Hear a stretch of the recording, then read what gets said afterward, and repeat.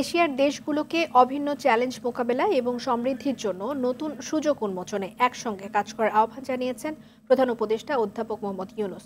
সকালে জাপানের টোকিওতে Nikkei forum এশিয়ার ৩০তম ভবিষ্যতের উদ্বোধনী অধিবেশনে তিনি এই আহ্বান জানান। প্রধান উপদেষ্টা বলেন, এশিয়ার দেশগুলো অভিন্ন চ্যালেঞ্জ মোকাবেলা এবং সমৃদ্ধির জন্য নতুন সুযোগ উন্মোচনের জন্য আরও ঘনিষ্ঠভাবে একসঙ্গে কাজ করতে পারে। এছাড়া পৃথিবী ক্রমশ অস্থির হয়ে উঠছে জানিয়ে প্রধান উপদেষ্টা বলেন, এমন এক সময়ের মধ্য দিয়ে যাচ্ছি যখন শান্তি ভঙ্গুর, উত্তেজনা বৃদ্ধি পাচ্ছে।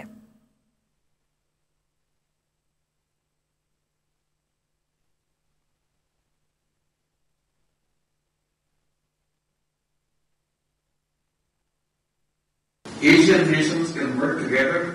বিশ্বজুড়ে এখন অশান্তি ও উত্তেজনা বিরাজ করছে। বাংলাদেশও এখন এক পরিবর্তনের মধ্য দিয়ে যাচ্ছে। আমি আশা করি এই অনিশ্চয়তাকে সুযোগে পরিণত করতে এশিয়ার দেশগুলো মিলেমিশে কাজ করে যাবে।